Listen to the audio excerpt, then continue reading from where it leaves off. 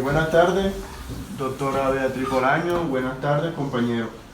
Mi tema a exponer se llama Las infracciones del derecho internacional humanitario. Mi nombre es Jorge Luis Bruje Blanco.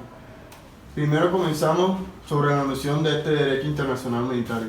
¿Qué es este derecho? Es un conjunto de normas cuya finalidad en tiempos de conflicto armado es una parte de proteger a las personas que no participen o ha dejado de participar en los hospitales, como lo son los heridos, los naufragios, los enfermos, población civil, los prisioneros, a los bienes civiles y culturales y en el medio ambiente, y por otra parte limitar los métodos y medios de hacer la guerra. Bueno, para el jurista suizo Jean Piaget, sostiene que el derecho internacional humanitario es aquella parte considerable del derecho internacional público que se inspira del sentimiento de humanidad y que esta está centrado sobre la protección de la persona en caso de guerra. Para el Comité Internacional de la Cruz Roja, el derecho internacional humanitario, o el DIT, son un conjunto de reglas internacionales establecidas por tratados o costumbres dirigidas específicamente a resolver directamente los problemas humanitarios que surgen en los conflictos armados, internacionales o no internacionales, y las cuales por razones humanitarias limitan al derecho de las partes en un conflicto a utilizar métodos y medios de guerra de su elección o proteger personas y propiedades que solo puedan resultar afectadas por este conflicto. Los principales convenios relativos al DIS, que son las siglas Derecho Internacional Humanitario, son los 4 convenios de Ginebra del 12 de agosto de 1949. Primero, el convenio 1, para aliviar la suerte que corren los heridos y los enfermos de las Fuerzas Armadas en campaña. Segundo convenio, para aliviar la suerte que corren los heridos, los enfermos y los naufragios de las Fuerzas Armadas en el mar.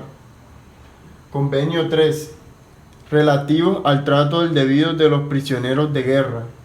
Convenio 4, los relativos a la protección de vidas de las personas civiles en tiempo de guerra. Bueno, estos dos protocolos del 1977 adicionales a estos protocolos: uno relativo a la protección de vida que las víctimas de los conflictos armados internacionales. 2. El protocolo es relativo a la protección de vida a las víctimas de los conflictos armados sin carácter internacional.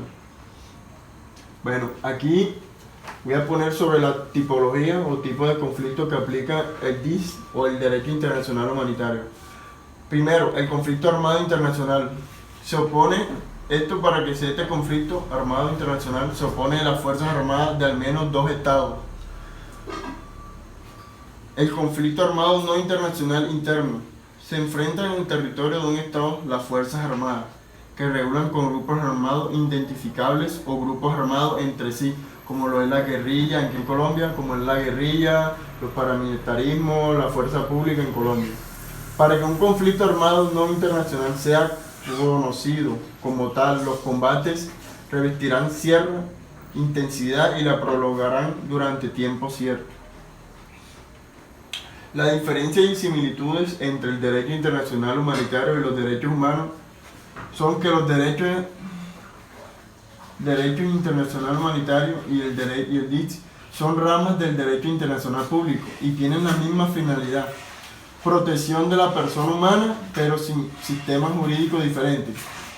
El DIT está diseñado para aplicarse en situaciones de conflicto armado, bien sea interno o internacional, en tanto que los derechos humanos, si bien es cierto que también son aplicables en los conflictos armados, al tratarse de situaciones de excepción, es posible limitar su ejercicio, pues su aplicación es universal tanto en tiempos de paz como en guerra, aunque en estas últimas algunos de estos derechos pueden ser restringidos. Otra diferencia es el deber de respeto y garantías de los derechos humanos. Está en el Estado, en tanto que el derecho internacional humanitario recae sobre la parte del conflicto. El objetivo primordial del derecho humano está directamente relacionado con el goce de las libertades y garantías individuales del ser humano, y con su bienestar y protección de general. Por su parte, el objetivo central del derecho internacional humanitario se relaciona con la protección de vida de las víctimas de los conflictos armados.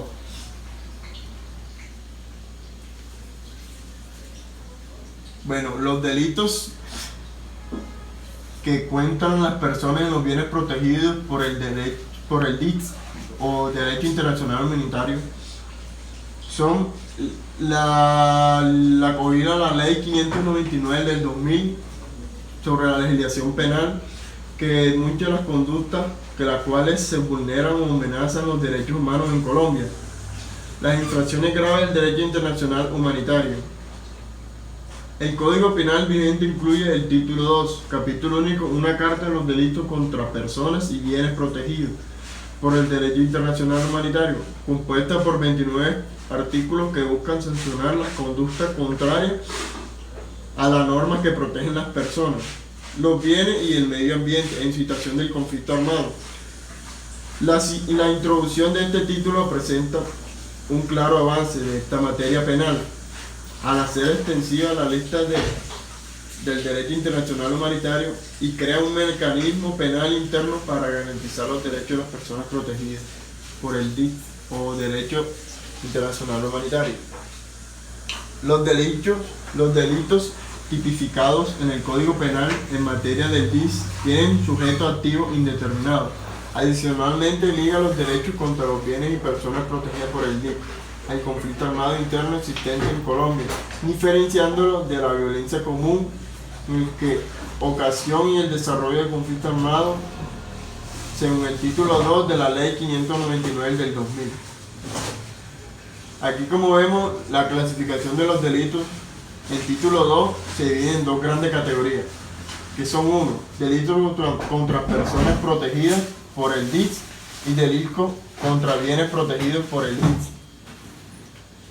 Bueno, estos se encuentran en la Ley 599 del 2000 en el párrafo del artículo 135, título 2, define las personas protegidas como 1. Los integrantes de la población civil. 2. Las personas que no participan en hostilidades y los civiles en poder de la carta adversa.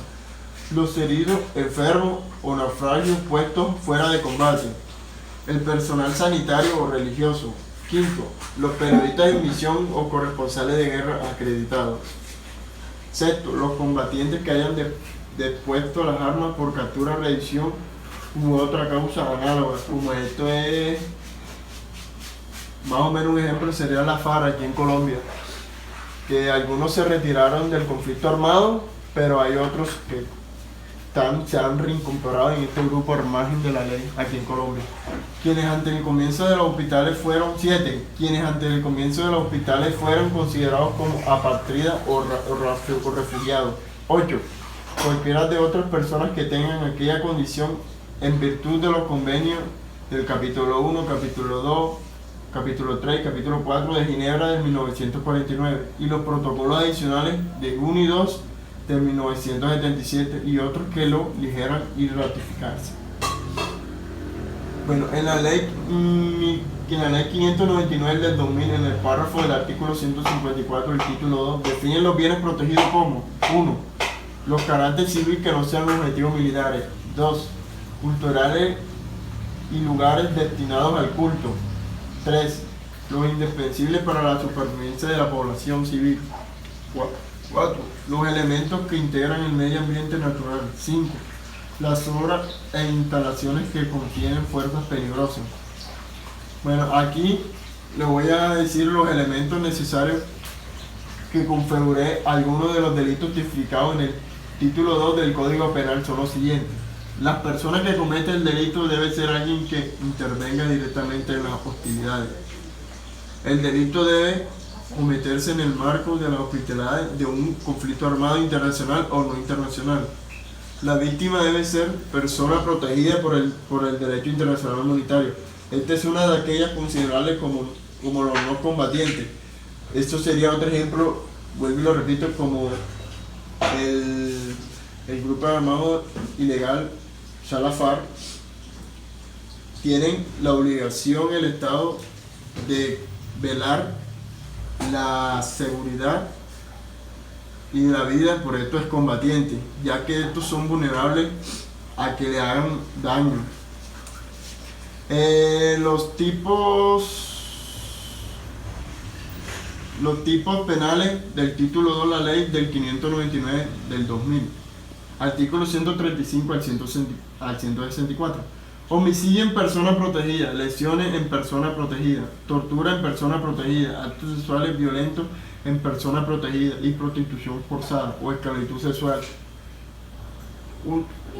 Utilización de medios y métodos de guerra ilícitos, perfidia, actos de terrorismo, actos de barbarie, tratos inhumanos y degradantes y experimentos biológicos en personas protegidas, actos de discriminación racial, toma de rehenes, detención legal y privatización del debido proceso, constreñimiento a apodo bélico, despojos en el campo de batalla, obstaculización de tareas sanitarias y humanitarias, destrucción y apropiación de bienes protegidos, destrucción de bienes, instalaciones de carácter sanitario, bienes culturales y de lugares de culto, aunque contra obras de instalaciones que contengan fuerzas peligrosas, represalias, deportación, expulsión o traslado. Mediante el Código Penal Militar, la Ley 1407 del 2010, es juzgado personal de la fuerza pública, el cual cuenta con un sistema judicial especial. En el Código se señala la responsabilidad del Estado por la conducta de los miembros de la fuerza pública y se estipulan algunos delitos en contra de la población civil y sus bienes. En conclusión, doctora Beatriz Bolaños y compañeros, el Código Penal Militar no tipifica específicamente los delitos contra derecho internacional humanitario. Muchísimas gracias, que Dios los bendiga y feliz Navidad y un próspero año nuevo. Bendiciones.